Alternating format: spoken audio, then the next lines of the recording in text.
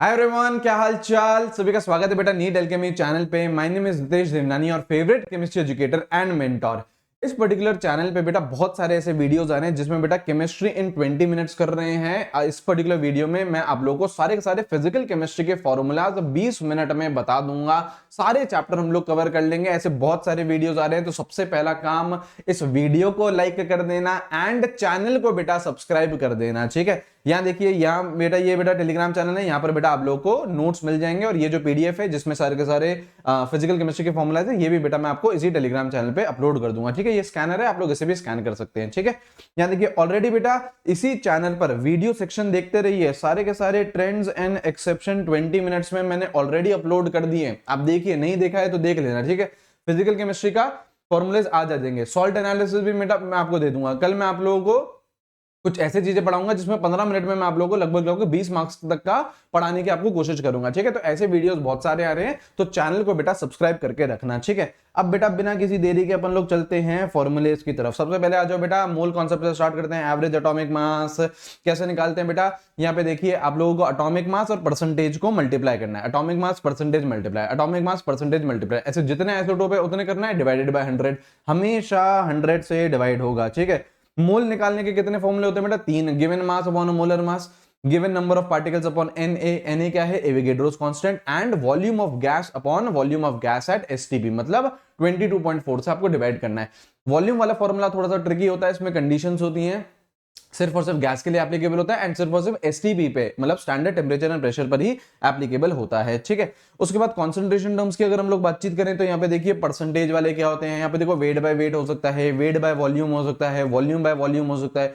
ध्यान क्या रखना है, न्यूमरेटर में क्या आएगा? सल्यूट, डिनोमिनेटर में क्या आएगा? सोल्यूशन। 100 से मल्टीप्लाई कर देना क्योंकि परसेंटेज निकालनी है हमें। ठीक है, मोलैरिटी, मोलैरिटी क्या होती है? Number of moles of solute upon volume of solution in litre. और जैसे अगर हम लोग वॉल्यूम बेटा एमएल में लेते हैं तो आप लोगों को 1000 से मल्टीप्लाई करना होता है। यहां पे आ जाओ बेटा, नॉर्मेलिटी। नॉर्मेलिटी में हम लोग क्या लेते हैं? Number of gram equivalent upon volume of solution in litre. Again अगर आप लोग एमएल में लोगे तो 1000 से मल्टीप्लाई करना पड़ेगा। ठीक है, पार्ट्स पर मिलियन और पार्ट्स पर बिलियन में ज्यादा परेशान मत हुआ करो। मिलियन क्या होता है? 10 टू द पावर 6, तो कुछ नहीं, 10 टू द पावर 6 से मल्टीप्लाई कर लेते हैं हम लोग। ठीक है, उसके बाद आ जाओ बेटा मोलैलिटी। मोलैलिटी क्या होती है? Number of moles of solute upon weight of solvent. यहाँ पे डिनोमिनेटर में क्या आता है? सॉल्वेंट आता है। This is very important. ठीक है, वेट ऑफ सॉल्वेंट किस में? केजी में। लेकिन अगेन अगर आपको ग्राम में लेना है तो 1000 से मल्टीप्लाई करना पड़ेगा। ठीक है, एक होता है मोल फ्रैक्शन। मोल फ्रैक्शन क्या होता है? खुद के मोल्स अपॉन टोटल मोल्स, खुद के मोल्स अपॉन टोटल मोल्स। ठीक है, स्टोशियोमेट्री। स्टोशियोमेट्री में सबसे पहला काम क्या होता है? To balance the reaction. उसके बाद अगर आपके पास बैलेंस्ड इक्वेशन है तो आपको क्या करना पड़ता है? Number of moles of A upon उसका स्टोशियोमेट्रिक कोएफिशिएंट। यहां पे देखो, स्टोशियोमेट्रिक कोएफिशिएंट क्या है? स्मॉल ए। बी के लिए बातचीत करूं तो number of moles of B upon stoichiometric coefficient small B. C की बातचीत करूं तो number of moles of C upon stoichiometric coefficient small C. तो ये रेशियो क्या रहता है? सेम रहता है। ठीक है, उसके बाद बेटा लिमिटिंग रिएजेंट। लिमिटिंग रिएजेंट कैसे फाइंड करते हैं? Moles upon stoichiometric coefficient. ये जो रेशियो मिनिमम होता है वही क्या होता है? आपका लिमिटिंग रिएजेंट होता है। और इस रेशियो को, इस मिनिमम रेशियो को हम लोग क्या बोलते हैं? पर स्टोशियोमेट्री भी बोलते हैं। ठीक है, यहां पे आइए, एटॉमिक स्ट्रक्चर के अगर हम लोग फॉर्मुलेज की बातचीत करें तो सबसे पहले जो आपके फॉर्मूला आता है वो होता है प्लैंक क्वांटम थ्योरी में। प्लैंक क्वांटम थ्योरी में एनर्जी कैसे निकालते हैं? एच बाय लैम्डा, या फिर हम लोग h इंटू एफ भी कर सकते हैं। h क्या है? प्लैंक्स कांस्टेंट है, 6.626 इंटू 10 टू द पावर -34, ये होती है वैल्यू। ठीक है, लेकिन एक ट्रिक होती है, अगर आप लोगों को बेटा सीधा का सीधा एनर्जी निकालनी है तो एनर्जी इलेक्ट्रॉन वोल्ट में कैसे निकलती है? 12400 अपॉन वेवलेंथ इन एंगस्ट्रॉन्ग। सीधा एंगस्ट्रॉन्ग में वैल्यू डालना, एनर्जी निकल के आएगी इलेक्ट्रॉन वोल्ट में। और ये रिलेशन हमें पता है, 1 electron volt is what? 1.6 into 10 to the power -19 joule है। ये रिलेशन हमें पता है। ठीक है, आगे बढ़ेंगे, यहाँ पे आएंगे। उसके बाद बेटा photo electric effect. Photo electric effect में यहाँ पे देखो, एनर्जी जो आप बाहर से दे रहे होते हो फोटोन की, कितने पार्ट में डिवाइड हो जाती है? 2 पार्ट में, एक वर्क फंक्शन, एक काइनेटिक एनर्जी। एनर्जी को क्या लिख सकता हूं? H F. वर्क फंक्शन क्या होता है? H F not. F not हो गया आप लोगों का threshold frequency plus kinetic energy. या फिर लैम्डा के टर्म्स में लिखना चाहे तो एनर्जी को लिख सकते हो एच सी बाय लैम्डा, और वर्क फंक्शन को लिख सकते हो h c by lambda not. Lambda not again क्या हो गया? Threshold wavelength plus kinetic energy. ठीक है, डी ब्रॉगली वेवलेंथ। यहां पे देखिए, ये 2 इंपॉर्टेंट फॉर्मुलेज हैं जो आपको डी ब्रॉगली के याद रखने हैं। ठीक है, h lambda equals to h upon p. P क्या है? मोमेंटम, एमवी भी लिख सकते हैं उसको। और काइनेटिक एनर्जी में क्या हो जाता है? एच अपॉन 2 m के ई का अंडर रूट। ठीक है, बोहर मॉडल देखिए, बोहर मॉडल सबसे पहली बात orbit angular momentum is quantized, तो ऑर्बिट एंगुलर मोमेंटम कैसे निकालते हैं हम लोग, NH/2π। उसके बाद बोहर चाचा ने 3 फॉर्मूले दिए, रेडियस, वेलोसिटी और एनर्जी का। रेडियस का क्या फॉर्मूला है 0.529, 529 बोल दिया 53 बोल दिया, एक ही बात है, ठीक है, n²/z एंगस्ट्रॉम। वेलोसिटी का क्या फॉर्मूला होता है 2.18 इंटू 10⁶ z/n मीटर पर सेकंड। और एनर्जी का क्या फॉर्मूला होता है -13.6 z²/n² इलेक्ट्रॉन वोल्ट, ठीक है। ये रेशियो होता है टोटल काइनेटिक एनर्जी, पोटेंशियल और काइनेटिक में, टोटल -1, पोटेंशियल -2 और काइनेटिक +1, ठीक है। उसके बाद बेटा आपका हाइड्रोजन स्पेक्ट्रम होता है। हाइड्रोजन स्पेक्ट्रम में अगर आपको वेवलेंथ निकालनी है तो कैसे निकालते हैं, 1/λ = RH। RH क्या है, Rydberg's constant, z² 1/n1² -1/n2², ठीक है। और अगर नंबर ऑफ स्पेक्ट्रल लाइन निकालनी है तो बेटा मैंने आपको याद करवाया है, स्पेक्ट्रल लाइन अगर वो जंप कर रहा है n2 से n1 तो कैसे निकालते हो, n2 - n1 difference into difference +1 divided by 2, ठीक है। उसके बाद बेटा आपका हाइजेनबर्ग अनसर्टेनिटी प्रिंसिपल हो गया। ये रहा आपका Heisenberg uncertainty principle, ΔX × ΔP, uncertainty in position, uncertainty in momentum is greater than equal to h/4π। और मोमेंटम को आप लोग क्या लिख सकते हो, m∆v भी लिख सकते हो। तो ये 2 फॉर्मूले होते हैं हाइजेनबर्ग अनसर्टेनिटी प्रिंसिपल के, ठीक है। उसके बाद बेटा देखिए क्वांटम मॉडल आता है, उसमें नोड्स निकालते हैं। टोटल नोड्स कैसे निकालते हैं, n-1, एंगुलर नोड्स कैसे निकालते हैं l, और रेडियल नोड्स कैसे निकालते हैं n-l-1, ठीक है। यहां पे देखिए एंगुलर, अब यहां पे देखो ये ऑर्बिटल एंगुलर मोमेंटम है, ऑर्बिटल एंगुलर मोमेंटम क्या फॉर्मूला होता है, l × l+1 h⁻, √h⁻, ठीक है, या मतलब h⁻ भी लिख सकते हो या h/2π भी लिख सकते हो, ठीक है। और स्पिन एंगुलर मोमेंटम क्या हो जाएगा, यहाँ पे स्पिन डाल देंगे, स्पिन का कंट्रीब्यूशन, हर स्पिन का कंट्रीब्यूशन होता है हाफ, ठीक है। चलिए आगे बढ़िए, थर्मोडायनेमिक प्रोसेस, ये देखो बेटा कितने प्रोसेस होते हैं, आइसोथर्मल होता है जहां पे टेम्परेचर कांस्टेंट होता है ΔT 0, आइसोकोरिक वॉल्यूम कांस्टेंट होता है, आइसोबेरिक प्रेशर कांस्टेंट होता है, एडियाबेटिक जहां पे हीट एक्सचेंज 0 होता है। इस तरीके का ग्राफ होता है, इस तरीके के ग्राफ होते हैं। यहाँ पे देखो बस यहाँ पे हमको समझना क्या है, ज्यादा आइसोथर्मल और एडियाबेटिक, तो जो भी ज्यादा स्टीप है, देखो दोनों का नेचर ऐसा है, दोनों का नेचर क्या है, ऐसा है, लेकिन जो ज्यादा स्टीप है, जो ज्यादा स्टीप है वो क्या रहता है, एडियाबेटिक। ये ज्यादा स्टीप है, ये ज्यादा स्टीप है, तो ये क्या हमसा है आपका एडियाबेटिक है, ठीक है।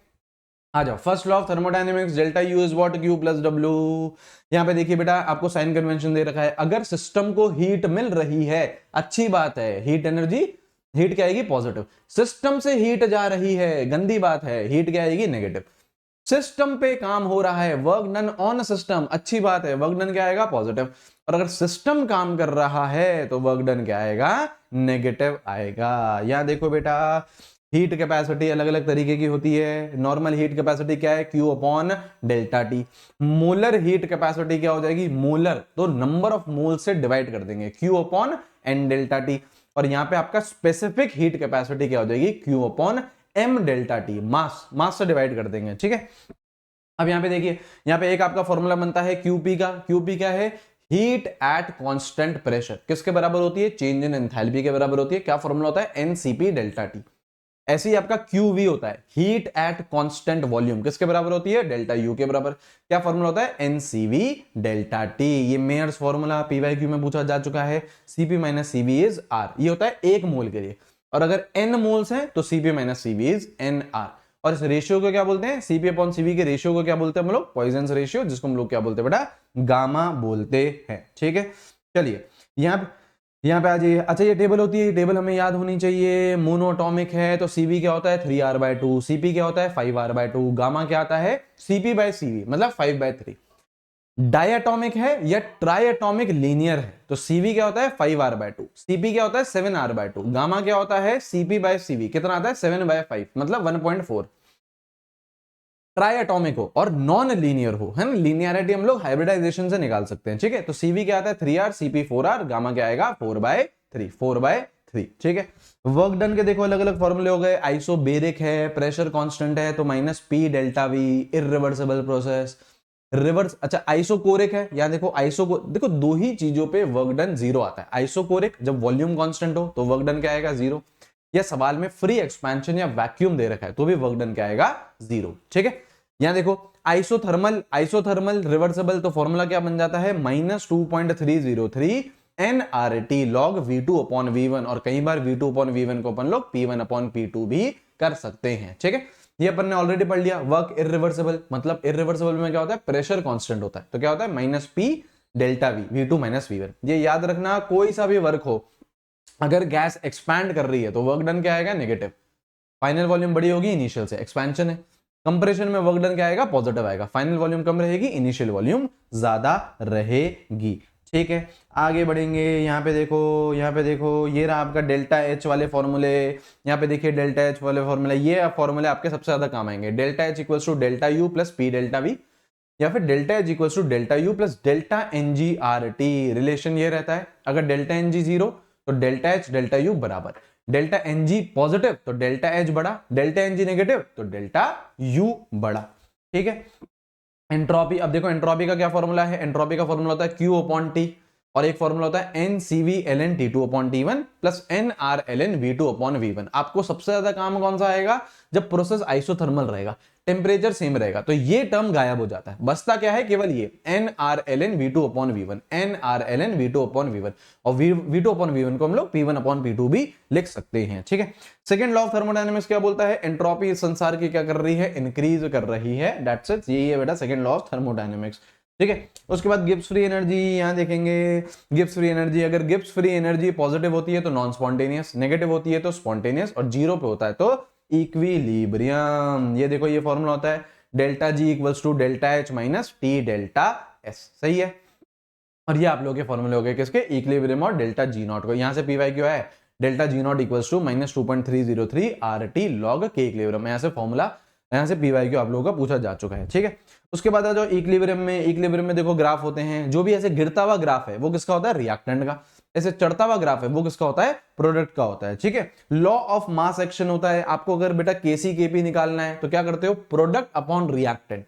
केसी में क्या आएंगी, कॉन्सेंट्रेशन आएंगी। प्रोडक्ट कौन है, सी, प्रोडक्ट कौन है, डी। तो यहां पे देखो सी की कॉन्सेंट्रेशन ले ली, इसकी power stoichiometric coefficient. Stoichiometric coefficient कहां जाते हैं, पावर में, तो स्मॉल सी गया पावर में, है ना, स्मॉल डी गया पावर में, अपॉन ए और बी क्या है, रिएक्टेंट है, तो वो डिनोमिनेटर में आएंगे, और अगेन स्टोशियोमेट्रिक कोफिशिएंट पावर में।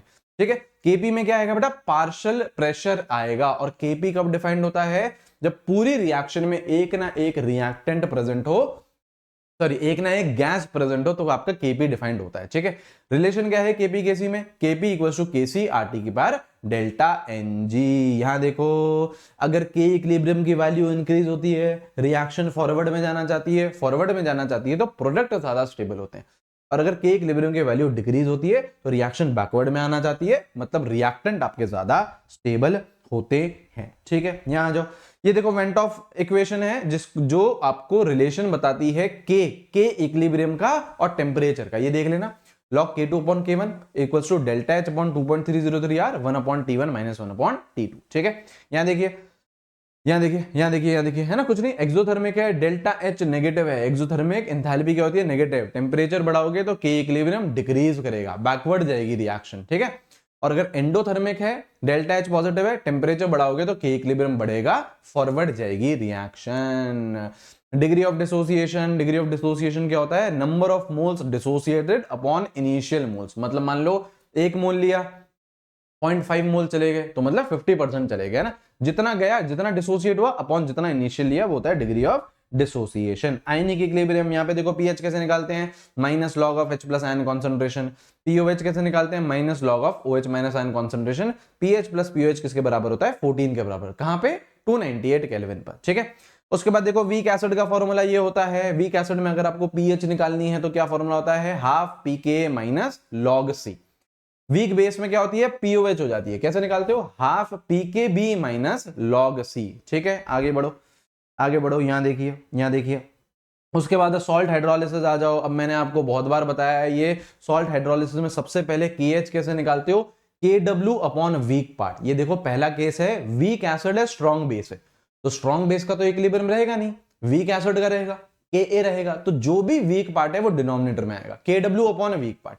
यहां देखो स्ट्रॉन्ग एसिड और वीक बेस है, तो वीक बेस है, Kb रहेगा, KW अपॉन वीक पार्ट।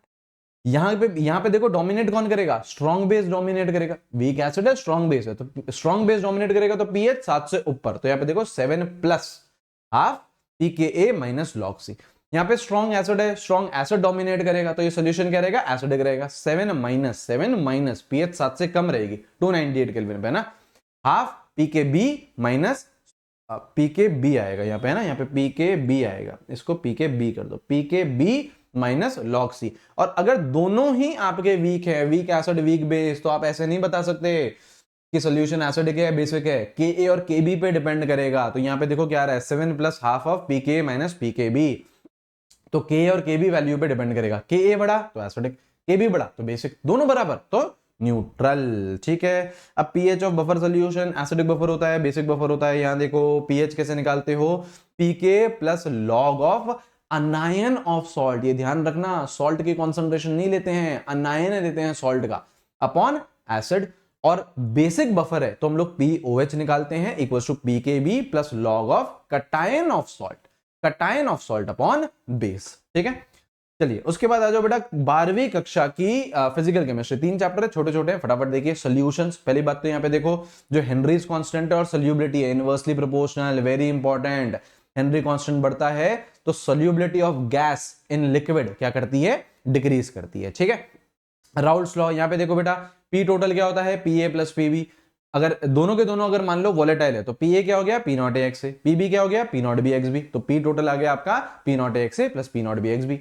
उसके बाद बेटा आप लोगों को 2 और एक्सप्रेशन बताते हैं, है ना, यहाँ पे देखो ए बी और बी ए, ये रहा आपका एक्सप्रेशन, इसी के फॉर्म्स है, इसी के फॉर्म्स हैं। ठीक है, वेपर फेज में आप लोग कैसे निकालते हो, मान लो आपको वेपर फेज में मोल फ्रैक्शन बोल रहा है वाई ए, कैसे निकालोगे, P A upon P total, P A क्या हो जाएगा, P not A x A, P total क्या हो जाएगा, P not A x A plus P not B x B. ऐसे ही अगर आप लोगों को वाई बी निकालना है, mole fraction of solute in vapour phase, vapour phase की बातचीत हो रही है, क्या हो जाएगा, PB upon P total, PB हो जाएगा P not B x B, P total हो जाएगा P not x A plus P not B x B. ठीक है, ये रहा, आगे बढ़ो आगे बढ़ो आगे बढ़ो। यहाँ पे देखो कॉलिगेटिव प्रॉपर्टी, कॉलिगेटिव प्रॉपर्टी, यहाँ पे देखो कॉलिगेटिव प्रॉपर्टी, सबसे पहले बेटा relative lowering of vapour pressure, P A minus P not A upon P not ए। ठीक है, इसकी किसके बराबर होती है, mole fraction of solute. Elevation in boiling point, क्या फॉर्मूला है, delta TB is I am के बी, ये फॉर्मूला है। केबी का भी ये फॉर्मूला होता है, केबी कांस्टेंट है किसका, सॉल्वेंट का, देख लेना ये फॉर्मूला है, बस देख लेना। ठीक है, इस गैप को हम लोग क्या बोलते हैं, डेल्टा टीबी बोलते हैं, elevation in boiling point, I am के बी। ठीक है, उसके बाद बेटा ऑस्मोटिक प्रेशर कैसे निकालते हैं, पाई से डिनोट करते हैं, i into C R T, i क्या है, van't of factor, C concentration, R और टी। ठीक है, यहाँ पे आ जाओ डिप्रेशन इन फ्रीजिंग पॉइंट कैसे निकालते हैं, delta T F I am के एफ, के एफ क्या है, अगेन कांस्टेंट है, के एफ का भी ये फॉर्मूला है, ये आपको ध्यान देना है तो देना, नहीं तो ज्यादा कुछ दिक्कत की बात है नहीं। ठीक है, अच्छा आई क्या है, I is went of factor. सबसे पहले देखो अगर नॉन इलेक्ट्रोलाइट है, टूट नहीं रहा है, तो आई की वैल्यू क्या रहती है, 1 रहती है। ठीक है, आई हम लोग कैसे निकालते हैं, अगर डिसोसिएशन है, देखो 2 ही चीजें हो सकती हैं, या तो आपने जो सल्यूट डाला या तो टूट सकता है या जुड़ सकता है। टूट रहा है, डिसोसिएशन है, तो I equals to 1 plus n minus 1 into alpha, alpha is degree of dissociation. और अगर चीजें जुड़ रही हैं, एसोसिएट हो रहा है, तो I की वैल्यू क्या हो जाती है, 1 plus 1 upon n minus 1 into alpha, alpha हो गया डिग्री ऑफ एसोसिएशन। n क्या है, जैसे मान लो डाइमर बना रहा है तो n की वैल्यू 2, ट्राइमर बना रहा है तो n की वैल्यू 3, ऐसे। तो यहाँ पे देखिए थोड़ी बहुत ऐसी चीजें चेंज हो जाती है, आई से क्या हो जाता है, मल्टीप्लाई हो जाती हैं सारी चीजें, सारी colligative property went of factor से मल्टीप्लाई हो जाती है। ठीक है, अब यहाँ पे आ जाओ बेटा इलेक्ट्रोकेमिस्ट्री, सबसे पहले क्या होता है बेटा, गैल्वेनिक सेल होता है, गैल्वेनिक सेल में डैनियल सेल होता है। यहाँ देखो एनोड क्या होती है, गैल्वेनिक सेल की बातचीत कर रहे हैं, anode is negatively charge, cathode is positively charge. Anode पे क्या होता है, ऑक्सीडेशन, कैथोड पे क्या होता है, रिडक्शन, है ना। आपको अगर ई नॉट सेल निकालना है तो हमेशा चीजें क्या करिए, ऐड करिए, हमेशा चीजें क्या करिए आप लोग यहाँ पे ऐड करना है हमें। ठीक है, ये हमको आता है।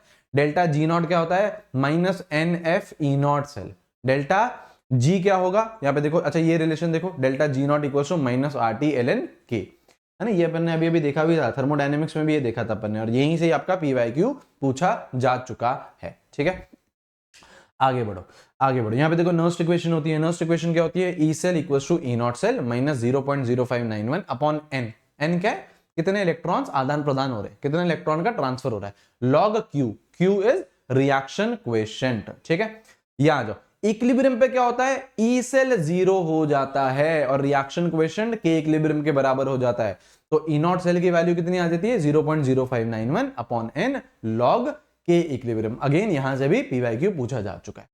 फैराडे के कितने लॉ हैं, 2 लॉ हैं। पहला लॉ का ये रहा आपका फॉर्मूला, वेट डिपोजिट हो रहा है वो क्या है, ई क्या है, इक्विवेलेंट वेट अपॉन 96500 इंटू आई इंटू टी। ये एक फॉर्मूला है। दूसरा फॉर्मूला क्या है, दूसरा फॉर्मूला ये है कि वेट का रेशियो और इक्विवेलेंट वेट का रेशियो क्या रहेगा, सेम। मतलब मान लो दो एलिमेंट है, दोनों में सेम करंट जा रहा है, तो जो वेट डिपोजिट हो रहा है उसका रेशियो और जो इक्विवेलेंट वेट है उसका रेशियो क्या रहेगा, बराबर। ठीक है। रेजिस्टेंस होता है, रेजिस्टेंस क्या होता है, रो एल अपॉन ए। रेजिस्टिविटी होती है बेटा रो। ठीक है। कंडक्टेंस होता है 1 अपॉन रेजिस्टेंस। उल्टा कर दो इसको, पूरा का पूरा उल्टा कर दो, यहां पे आ जाता है। और देखो यहां पे कंडक्टिविटी, कंडक्टिविटी क्या होती है 1 अपॉन रो। और ये जब सॉल्व करते हैं तो आपका जो फॉर्मूला आता है, आपका जो फॉर्मूला आता है वो ये आता है कंडक्टिविटी, यहां पे लिख देता हूं, conductivity equals to conductance into cell constant l upon a. L upon a को हम लोग क्या बोलते हैं, सेल का कांस्टेंट भी बोलते हैं। ठीक है। ये आपका फॉर्मूला था, conductivity equals to conductance into cell constant. उसके बाद बेटा मोलर कंडक्टिविटी होती है, कैसे निकालते हैं, k kappa conductivity into 1000 upon molarity. Equivalent conductance होता है के इनटू 1000 अपॉन नॉर्मेलिटी। और रिलेशन क्या है, equivalent conductance into n factor equals to molar conductance. अब यहां देखो वेरिएशन ऑफ मोलर कंडक्टिविटी। अब यहां देखो स्ट्रॉन्ग इलेक्ट्रोलाइट हो, वीक इलेक्ट्रोलाइट हो, डाइल्यूशन करने पे मोलर कंडक्टिविटी इंक्रीज हो रही है। ये देखो इंक्रीज हो रही है, ये देखो इंक्रीज हो रही है। स्ट्रॉन्ग इलेक्ट्रोलाइट का जो ग्राफ है वो स्ट्रेट लाइन है, ये येलो वाला ग्राफ है स्ट्रॉन्ग इलेक्ट्रोलाइट का। तो इसमें स्ट्रेट लाइन में इक्वेशन बन जाती है lambda m equals to lambda m not minus a क्या है, कांस्टेंट है, into under root of concentration. Lambda m not क्या है, ये है, मतलब molar conductivity at zero concentration या molar conductivity at infinite dilution. ठीक है। और ये जो ये वाला ग्राफ होता है, ये होता है आपका वीक इलेक्ट्रोलाइट का, कभी भी वाई एक्सिस से टच नहीं करता है। यहीं पर ही बेटा कॉलरॉस लॉ होता है। कॉलरॉस लॉ क्या बोलता है कि अगर आपको मोलर कंडक्टिविटी चाहिए इनफाइनाइट डाइल्यूशन पे किसी भी सॉल्ट की, तो किसके बराबर होगी, उसके इंडिविजुअल आइंस की। यहाँ पे जो BaCl2 है तो ये टूट जाएगा बेरियम प्लस 2, और 2 क्लोराइड है तो 2Cl माइनस आ जाएगा। ठीक है। और याद रखना इक्विवेलेंट कंडक्टेंस में हम लोग यहाँ पे 2 से मल्टीप्लाई नहीं करते है ना, इक्विवेलेंट कंडक्टेंस में 2 से मल्टीप्लाई नहीं करते। ठीक है। यहाँ पे देखो अल्फा कैसे निकालते हैं, molar conductivity upon molar conductivity at infinite dilution. आगे बढ़ो, यहाँ पे आ जाओ बेटा केमिकल काइनेटिक्स। सबसे पहले रेट कैसे लिखते हैं, रेट लिखते हैं अपन लोग change in concentration upon time.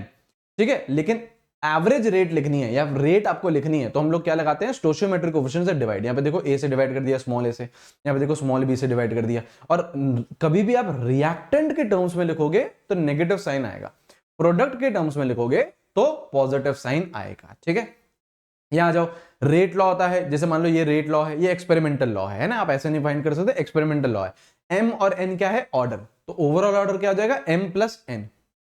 Unit of k, जो के आपका रेट कांस्टेंट होता है, उसका यूनिट क्या रहता है, कॉन्सेंट्रेशन की power 1 minus n second inverse. Concentration मतलब मोल पर लीटर, कॉन्सेंट्रेशन मतलब मोल पर लीटर की पावर 1 माइनस एन और सेकेंड इनवर्स। ठीक है। इंटीग्रेटेड रेट लॉ, यहाँ पे देखो जीरो ऑर्डर है, इक्वेशन क्या बनती है, ये आप लोग ये याद रखो, हम लोगों ने इसी तरीके से पढ़ा है, आप लोग ये याद रखो। ठीक है। AT equals to A not minus KT, और टी हाफ लाइफ क्या होती है जीरो ऑर्डर के लिए, A नॉट अपॉन 2K। ये ग्राफ बनते हैं जीरो ऑर्डर का, है ना, ये ग्राफ बनते हैं। ठीक है। ये ग्राफ देख लीजिएगा। आगे आ जाओ बेटा फर्स्ट ऑर्डर में।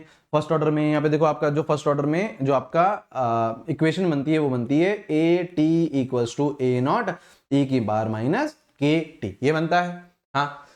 दूसरी इक्वेशन क्या बनती है, K equals to 2.303 upon T log A not upon AT। Yes, T half life क्या होता है, independent of initial concentration ln2 by K 0.693 upon K, ये रहता है। ये ग्राफ रहते हैं, इस तरीके का ग्राफ रहता है। एक्सपोनेंशियल ग्राफ है, यहाँ पे स्ट्रेट लाइन नहीं है, एक्सपोनेंशियल ग्राफ है, ये स्ट्रेट लाइन है ना। रेट और कॉन्सेंट्रेशन मतलब ये होता है rate equals to K into A की पावर 1। फर्स्ट ऑर्डर है ना, तो यहाँ पे क्या है, रेट और कॉन्सेंट्रेशन तो क्या है, डायरेक्टली प्रोपोर्शनल है, स्ट्रेट लाइन है। ठीक है।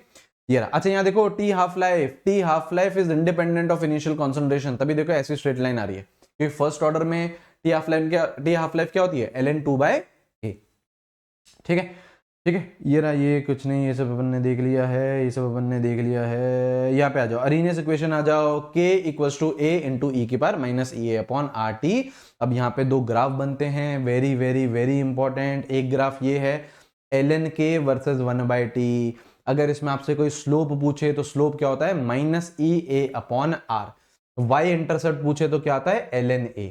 लेकिन अगर log k वर्सेस 1/t के बीच में ग्राफ है तो स्लोप क्या होता है minus e a upon 2.303 r. Log आ गया ना तो 2.303 का फैक्टर आ जाएगा।